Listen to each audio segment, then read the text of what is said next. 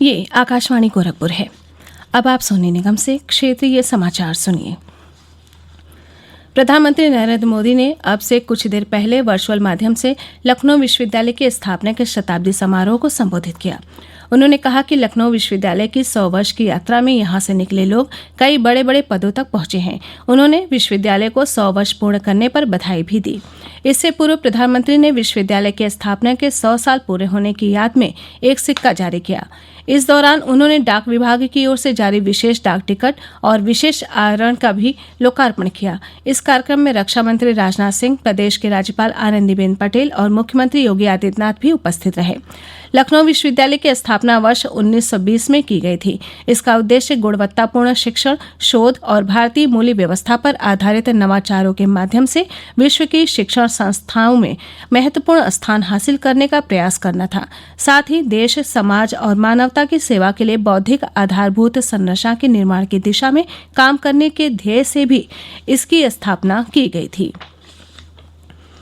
कल देश भर में संविधान दिवस मनाया जाएगा। ये दिन राष्ट्रीय कानून दिवस के रूप में भी मनाया जाता है और भारत में संविधान को अपनाने का स्मरण दिलाता है। 26 नवंबर 1949 को देश की संविधान सभा ने औपचारिक रूप से भारत के संविधान को अपनाया, जो 26 जनवरी 1950 को लागू हुआ। सामाजिक न्याय और अधिकारिता मंत्रालय ने वर्ष 2015 में 26 नवंबर को संविधान दिवस के रूप में मनाने के सरकार के निर्णय को अधिसूचित किया था। नागरिकों के बीच संविधान के मूल्यों के प्रति सम्मान को बढ़ावा देने के लिए ये दिन मनाया जाता है। इस दिन को भारत के पहले कानून मंत्री डॉक्टर भीमराव आम्बेडकर को श्रद्धांजलि देने के लिए भी मनाया जाता है, जिन्होंने संविधान को बनाने में महत्वपूर्ण भूमिका निभाई थी। मुख्यमंत्री योगी आदित्यनाथ की अध्यक्षता में कल मंत्रिपरिषद की बैठक में उत्तर प्रदेश विधि विरुद्ध धर्म परिवर्तन प्रतिषेध अध्यादेश 2020 के आलेख को अनुमोदित कर दिया गया।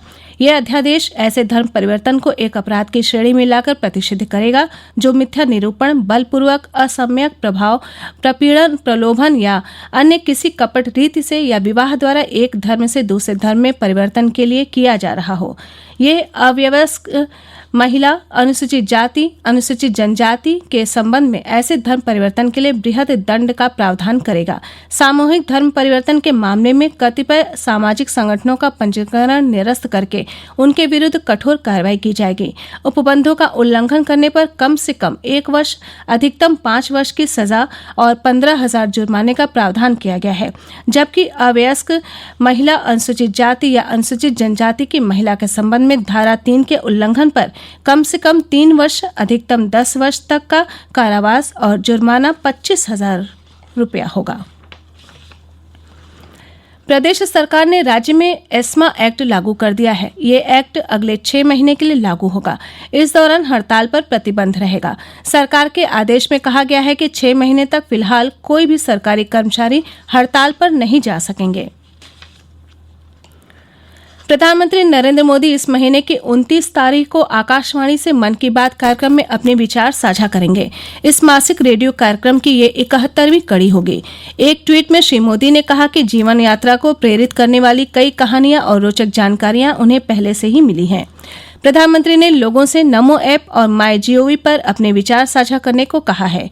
1800-117-800 पर हिंदी या अंग्रेजी में अपने संदेश रिकॉर्ड कराए जा सकते हैं। लोग 1922 पर मिस कॉल करके SMS के जरिए अपने सुझाव प्रधानमंत्री को भेज सकते हैं।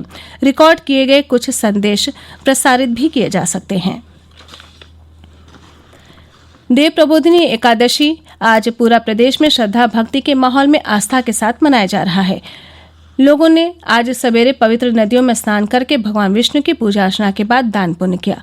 देवोत्थानी एकादशी पर आज काशी में श्रद्धालुओं ने गंगा में डुबकी लगाकर बाबा विश्वनाथ का दर्शन पूजन किया। अयोध्या के कार्तिक पूर्णिमा मेले का दूसरा चरण पंचकोसी परिक्रमा प्रबोधिनी देवोत्थानी एकादशी तिथि पर आज कड़े सुरक्षा के बीच ब्रह्म मुहूर्त में शुरू हो गया था। परिक्रमा अब से कुछ देर पहले पूरा हो गया। मान्यता के अनुसार देव प्रबोधिनी एकादशी पर ही जगत के पालनहार श्रीहरि 4 मास की योग निद्रा से उठते हैं। श्रीहरि के जागने के बाद मांगलिक कार्य भी शुरू हो जाता है। प्रदेश में आज तुलसी विवाह भी मनाया जा रहा है। मशहूर शिया धर्मगुरु और all India personal law board के उपाध्यक्ष मौलाना कल्बे सादिक का कल लखनऊ में निधन हो गया। वो 83 वर्ष के थे। आज शाम लखनऊ में उनको सुपुर्दे खाक कर दिया गया। प्रधानमंत्री नरेंद्र मोदी ने मौलाना कल्बे सादिक के निधन पर दुख व्यक्त करते हुए उनके परिजनों और प्रियजनों के प्रति संवेदना व्यक्त की है। प्रधानमंत्री ने कहा कि मौलाना ने सामाजिक सद्भाव और भाईचारे के लिए उल्लेखनीय प्रयास किए। मुख्यमंत्री योगी आदित्यनाथ ने भी उनके निधन पर गहरा शोक व्यक्त किया है। इसी के साथ क्षेत्रीय समाचारों का ये बुलेटिन समाप्त हुआ। नमस्कार।